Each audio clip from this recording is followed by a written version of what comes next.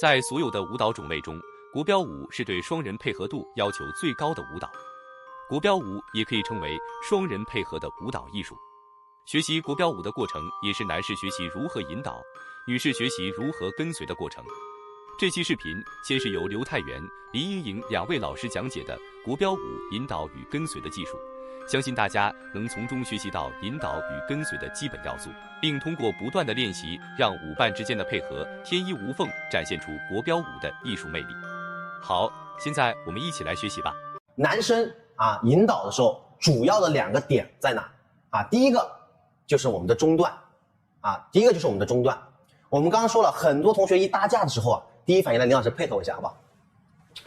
很多男士同学一搭架的时候，第一反应是什么？他是完全是在乎自己的心态的。他一搭过来，中段松松的，但他一直在调整自己的心态。你根本没有想过女生的感受。你想要引带女生，首先你要感受到她的感受。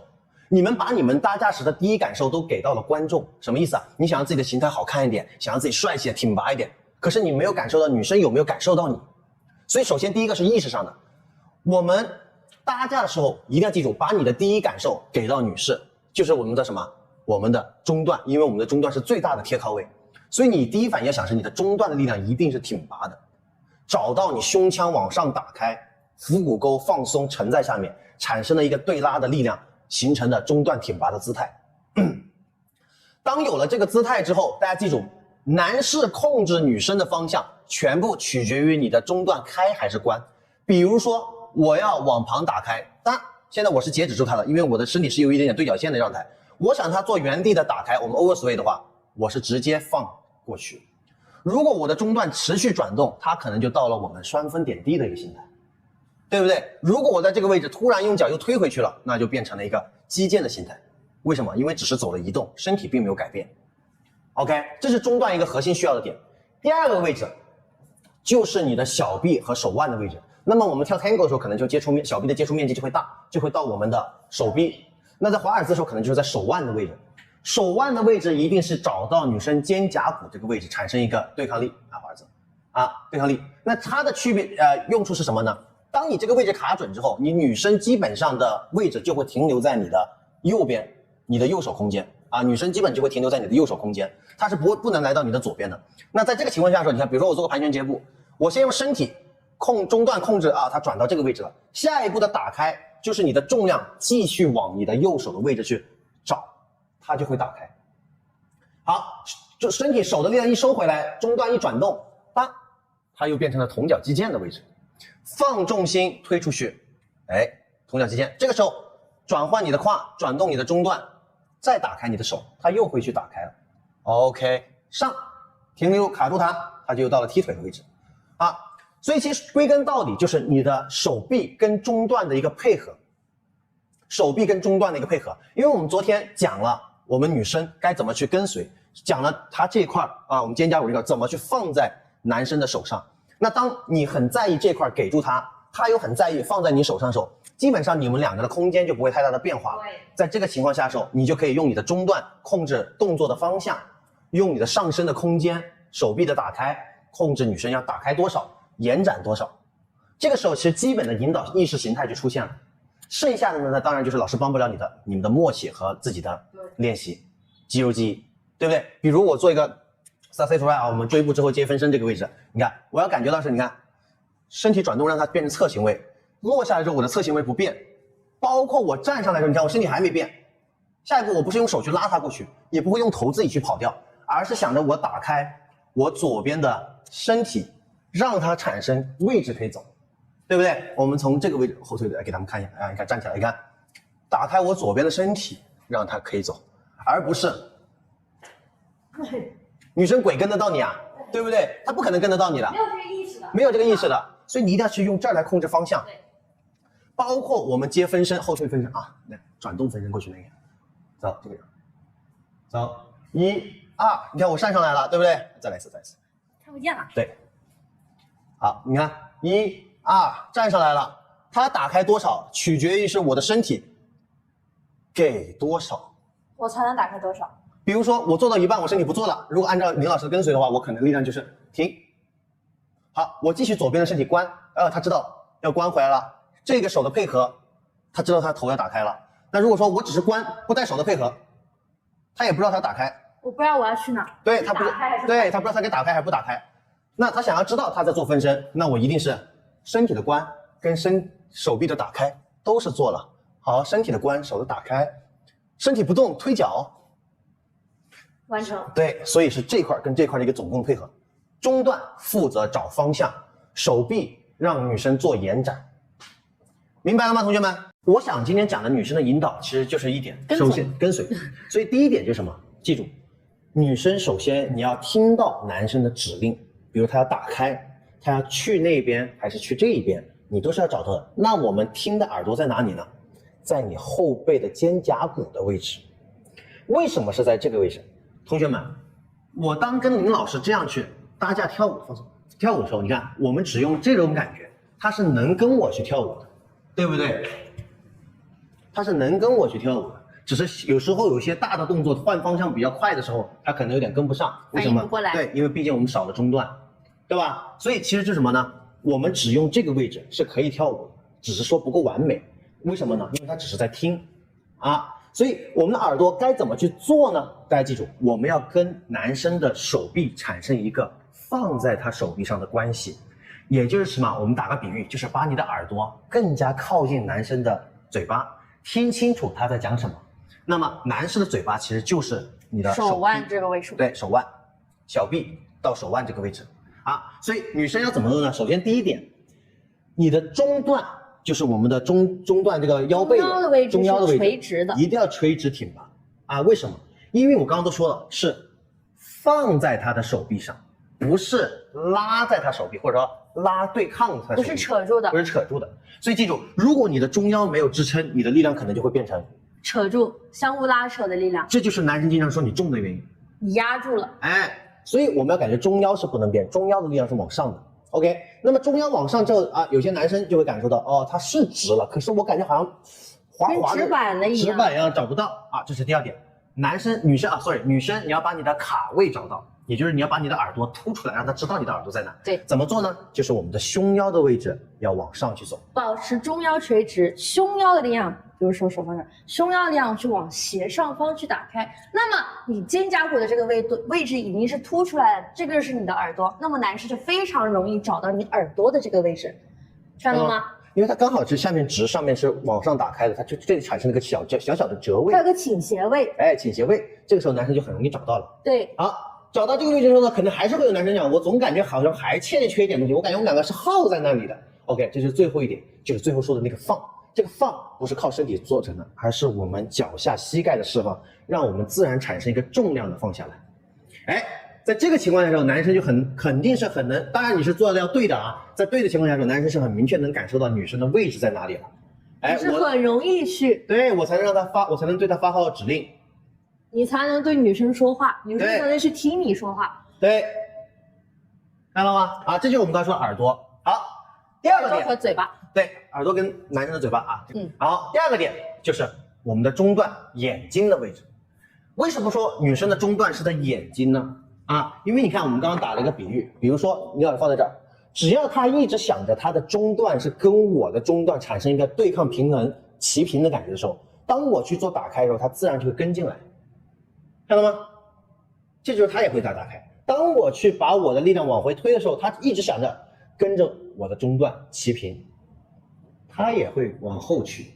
那我想我的中段往这边去，那他自然只要他想着，他就会打开。他一直要配合着他的两个点去在找我，两个点在找我，都是互相的去看着对方。哎，对了，好比说我们刚刚说了，我们说我们这样搭着能跳舞，只是说有些比较快的转方向动作完成不了，对不对？什么动作？比如说我突然我要做一个双左旋转，这会突然就发现，哎，就有点不行了。为什么？因为女生的眼睛没有用到，她只知道我要带她去转，她在听，对，但是她不知道我要转多少。这个时候，男生就是要用你的身体啊，告诉他转多少。那么女士的意义就是什么？一直找着男生的身体，然后男生你看手想着送他出去让他转，中段保持住，要告诉他我们要转多少，去哪里？对，然后女生只要想什么，放在男生的手上，然后中段一直在找男生的对面。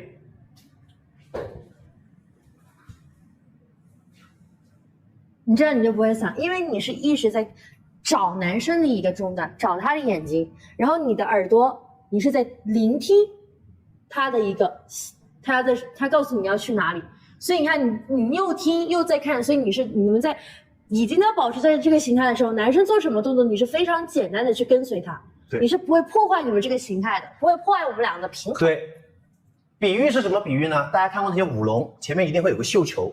龙头永远是跟着绣球，龙头不会主动找判断下一步绣球要去哪里，他不需要想这些，他就一直跟着这个绣球，跟着这个绣球。就好比上次我记得我有一次上小课，我给群姐上小课就是我们今天早上看的那个红裙上小课，拼我转的时候，他明明已经很放在我手上了，可是就是转不过去，原因是什么？原因是什么？原因就是他手耳朵听着了，可是他的方向在自己找，看了吗？我让你耳朵听着的同时，你的身体一直在找我。我转多少，它就是转多少。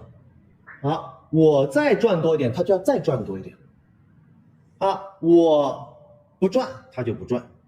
所以它其实就是眼睛一直在这儿，一直想着这两个点是对着找男生。男生转这么多，他就转那么多；男生转回来，他就转回来；男生不转，他就不能转。你不要去预判男生要转到哪里去，你不要自己去找。对，这就是很多女生觉得通病痛处啊。所以整体下来的感觉就是什么呢？把你女生，你想要跟随好你的男生，把你的耳朵，也就是我们刚刚说的肩胛骨这个位置，从上往下放在男生的手上，静静的等待着男生的手上他告诉你的信号，对，一起配合的信号。中段的感觉就是想着两个眼睛长在这里，一直去找男生所在的方向，包括转圈。看似我们要往后走，但其实男生在让位，那这个时候你就要去找男生让的位置你就要去找男生让的位置。其实这个状态情况下，我们两个已经在做一些绕轴转的东西了，我们就自然的已经完成了一个形态动作。对，然后配合起来，感觉就是你看，手过来一点，再来试试，再来试，看，就感觉手在这里，肩膀在男生手上，中段找男生，哒哒哒，一哒啦哒，一啦嘞哒。哎呦，超过了，明白吗？所以女生的话，就是你的跟随是怎么跟随？就是我们刚刚说了这三个点你做到这三个点，你是非常容易，你跟任何一个男生你去跳，你都是没问题的。我们中段这个位置是连接上半身跟下盘的一个主要的位置，所以很多时候都是他先去给到信号的男生男生一般都是他先给信号的，所以这就是他的方向。男生无论去哪，他都会用这个位置先去决定他要去哪。所以女生的眼睛只要是什么，想象着你的眼睛双引号的眼睛是一直在找男生的中段，然后后背肩胛骨作为你的耳朵，因为什么？因为男生中段走完之后，下一个配合的就是他的上半身的延伸，对不对？中段给完，上半身的延伸，对不对？所以你要做什么动作，做什么内容，一般都是这儿做。男生要去哪里，一般都是这儿在做，对不对？比如我做一个很简单的一个盘旋截步，你们会发现，你看，男生是先中段带到位了，上身让他打开，对吧？所以什么意思我的方向让女生转到这儿，然后再用我的手让女生去做打开。所以说白点就是什么？女生要感觉到就是我要用眼睛一直看着男生的中段他去哪，我的眼睛也在我的中段这个位置，所以我要想的是我的这块，男生去哪，我一直想着对着他。等到位了，后背肩胛骨这里一定要非常去感受一下男生的后背怎么去给你信号的，然后男生让你打开，打开，我刚想走不能自己走，男生这儿没动你就不能走，男生这儿一移动 OK 我就能走了。我们直接讲要点就是什么，女生要想着你的肩胛骨那个位置是你跳舞的耳朵，你的中心中段的位置是你的眼睛，眼睛看方向看什么方向呢？看男士，眼睛一直在找男士的中段，不要去想着我自己要去哪个动作哪里，这就是跟随。耳朵一直在干嘛呢？感受男士要让你打开，是想让你去呢，还是想让你回，对不对？一定要去注意这个。我们刚才学习了引导与跟随的技术，技术的更高层面是艺术展示。我们来听听杨正英老师对国标舞的引导与跟随在艺术层面的解读。摩登舞是两个人的展现，两个人的展现。那男生的所有的引带都不是为了表达他自己啊，男生的所有的引带都是为了让女生去展现的。那如果我没有给他这个空间去展现，你的引导不算一个完整的引导。引导完，被引导的人拿到，这是第一步。现在我们只做到这一步没有了，那男生就去做下一个引导，女生再去拿到引导。你觉得这是一个完整的步骤吗？它不是啊，它是男生做引导，女生拿到这个引导以后去做这个引导该有的展现，反馈到男生身上，再做第二次的连接，第三次的连接，这个才是共舞性，这个才是双人舞的精髓啊！它必须有两个人之间的连接关系，而不是你给我信号断在我这儿了，我得呈现这个信号反馈于你，你再用第二次的信号传递给我，就像以前打通告一样，那我打给你通告，打过去没了，你得回信给我，那我再接着跟你说啊，我们下一步要做什么啊？你再回给我，我再告诉你啊，我们要怎么样。它是有来有往，有血有肉，有连结的啊。双人舞就是这样子的一个特点。你们掌握到这些舞种之间的一些连接点的时候，你就知道哦，舞蹈原来是一个这么有意思的事情。啊，原来我给你，你还要还给我，我再给你，再还给你，我要等你还给我，我才能下一步的指示。你要有这样子的一个连接，那你的舞蹈会成为一个非常非常好的一个艺术态，它可以给你的心灵、给你的生活、给你的整个人生带来很不一样的精彩。